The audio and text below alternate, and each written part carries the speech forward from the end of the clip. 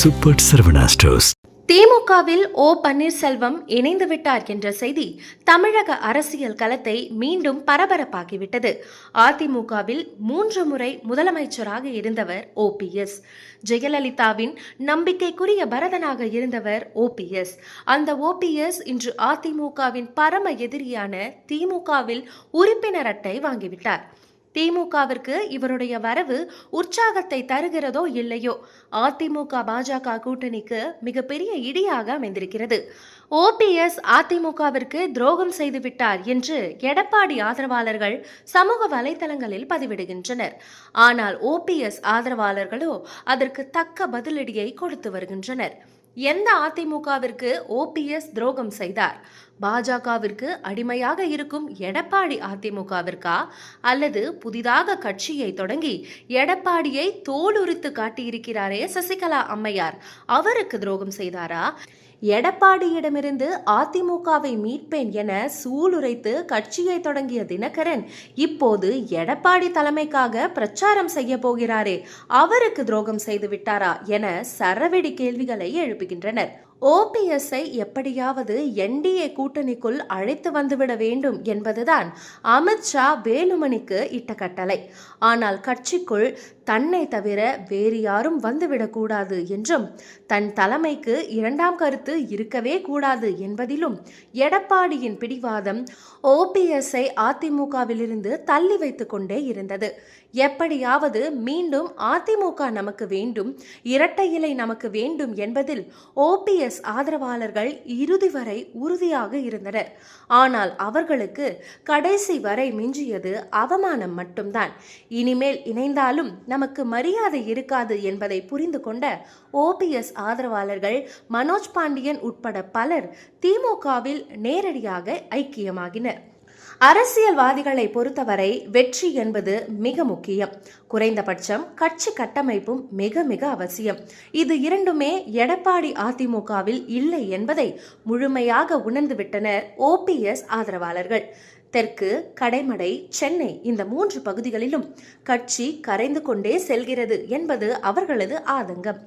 மேற்கு மண்டலத்தில் தனது சமூகத்தினர் மத்தியிலும் வட தமிழகத்தில் பாமக கூட்டணியுடனும் கட்சியை அப்படியே தக்க வைத்துக் கொள்ளலாம் என்பதே எடப்பாடியின் திட்டமாக இருக்கிறது. தற்போது கட்சியை தொடங்கியிருக்கும் நடிகர் கூட தன் கட்சியின் வாக்குகளை தான் பிரிக்கின்றார் என்ற புள்ளி விவரம் எடப்பாடியை வருத்தமடைய செய்கிறது. அதிமுக என்றாலே தெற்கு, தெற்கு சீமை என்றாலே எம்ஜிஆர், ஜெயலலிதா என்று இருந்த காலகட்டம் இப்போது மறைந்துவிட்டது. தற்போது இரட்டை இலை சின்னம் கண்டுபிடிக்கப்பட்ட திண்டுக்கல் தொகுதியிலேயே அதிமுக பரிதாபமான நிலையில் இருக்கிறது. முக்குளத்தோர் வாக்குகள் கணிசமாக அதிமுகவிற்கு செல்லும் என்பது பழைய காலம். ஆனால் இப்போது ராமநாதபுரம், தேனி, திருநெல்வேலி போன்ற பகுதிகளில் முக்குளத்தோர் வாக்குகள் திமுகவிற்கு போகிறது.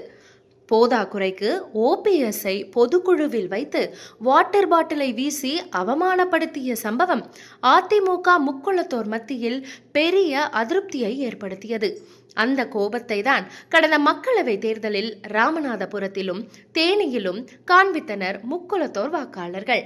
தேனி, மதுரை, ராமநாதபுரம் தொகுதிகளில் அதிமுகவை 3வது இடத்திற்கு தள்ளியது ஓபிஎஸ் ஆதரவும் எடப்பாடி எதிர்ப்பும் என்பதை அதிமுகவினர் அறிவார்கள். எது எப்படியாக வேண்டுமானாலும் இருக்கட்டும், 3 முறை அவரை முதலமைச்சராக்கியது அதிமுக. அந்த கட்சியிலிருந்து எப்படி ஓபிஎஸ் விலகலாம்? அதுவும் ஜெயலலிதாவின் எதிரியான திமுகவிடம் போய் சேரலாமா என்ற பல கேள்விகளை பலர் எழுப்புகின்றனர். இதற்கு வரலாற்றை கொஞ்சம் புரட்டி பார்க்க வேண்டும்.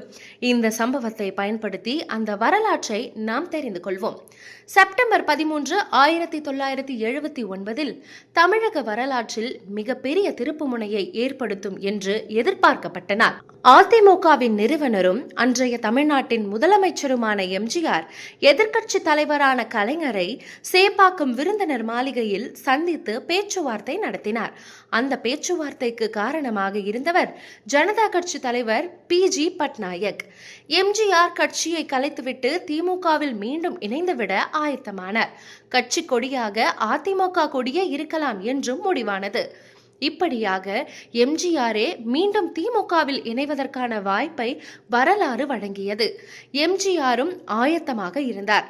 வேலூர் பொதுக்குழுவில் திமுக இணைப்பு செய்தியை அறிவிப்பார் என்று தமிழ்நாடே எதிர்பார்த்திருந்த வேளையில் எம்ஜிஆர் அதிமுகவிலேயே தொடர்ந்தார். பண்ருட்டி ராமச்சந்திரன் போன்றோர்கள்தான் எம்ஜிஆர் மனதை மாற்றினார்கள் என்று சொல்பவர்களும் உண்டு. பண்ருட்டி ராமச்சந்திரன் பல நேரங்களில் டெல்லியின் கையாளாக இருந்து மாநில கட்சிக்கு எதிராக செயல்பட்டவர் என்ற குற்றச்சாட்டை நமது ஜீவா டுடே பேட்டியில் ஐயநாதன் பேசியதை நாம் நினைவில் கொள்ள வேண்டும். அண்ணான்றது வந்துட்டு தமிழர்தம் அடையாளம். எனக்கெல்லாம் ஜனநாயக அரசியலுடைய அடையாளம் யார் அப்படின்னு அண்ணாவை சொல்லுவேன். நான் முன்னெடுக்கிற நான் கடைபிடிக்கிற ஜனநாயக அரசியல் என்னையா முத்திரை? அண்ணா தான் முத்திரை, அண்ணா தான் வழிமுறை அப்படின்னு நம்ம சொல்லுவோம். ஆனால் அண்ணா பலருக்கு ஏமாத்துறதுக்கான வழிமுறை. இவரை பற்றி எவ்வளோ சொன்னீங்க. எம்ஜிஆர் விடுதலை புலிகளையும் தமிழோட விடுதலையும் ஆதரிக்கும் போது இவர் ராஜீவ்காந்தி கிட்ட போயிட்டு ராஜீவ்காந்தியோட நின்றுக்கிட்டு மேதகவி பிரபாகரன் கிட்ட அவர் சொல்றதை ஒத்துக்கங்க, நீங்க என்ன இங்கெல்லாம் வந்துட்டு எதிர்த்து பேசுறீங்க, ஒத்துக்கங்க அப்படின்னு சொல்லி வற்புறுத்தினவர். யாருக்கிட்ட? பண்ருட்டி ராமச்சந்திரன் தலைவர் மேதகவி பிரபாகரன் கிட்ட, ராஜீவ்காந்தி முன்னிலையில. அப்படியாப்பட்ட ஆளு இவரை ஈழத்துக்கு ஆதரவானவர் கிடையாது. எம்ஜிஆருக்கு இவரும் இவரு டோட்டல் எதிரி, தமிழின உணர்வே அற்றவர். இவரெல்லாம் பிஜேபியினுடைய ஒரு கையாள், அதிகார விரும்பி.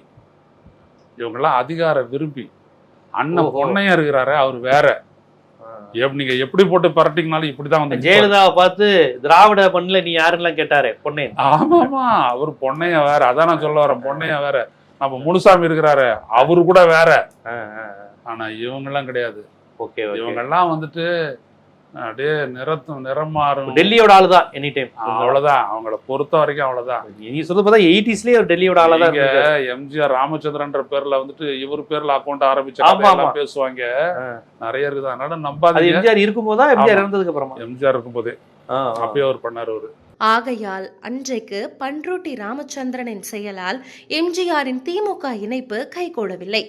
ஆனால் இன்று ஓபிஎஸ்ஸின் அருகே பண்ருட்டி ராமச்சந்திரன்கள் இல்லை என்பதே நாம் உணர வேண்டும். இன்று திமுகவிற்கும் அதிமுகவிற்கும் இடையே நடக்கும் யுத்தம் அல்ல இந்த தேர்தல். தமிழ்நாட்டிற்கும் டெல்லிக்கும் இடையே நடக்கின்ற யுத்தமே இந்த தேர்தல்.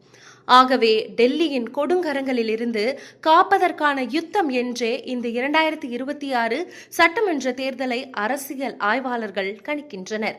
அந்த வகையில் பார்த்தால் ஓபிஎஸ் அதிமுகவிற்கு எதிராக திமுகவில் இணையவில்லை. தமிழனை வஞ்சிக்கும் டெல்லிக்கு எதிராக திமுகவில் இணைந்திருக்கிறார். ஓபிஎஸ் இணைவதால் அந்த பகுதியில் ஏற்கனவே திமுகவில் சேர்ந்திருக்கும் தங்க தமிழ்ச்செல்வனுக்கு பிரச்சனையா என்று செய்தியாளர்கள் கேட்டதற்கு தங்க தமிழ்ச்செல்வன் சிரித்தார் பாருங்கள், ஒரு சிரிப்பு. அந்த சிரிப்பே அதற்கான பதிலை தந்தது.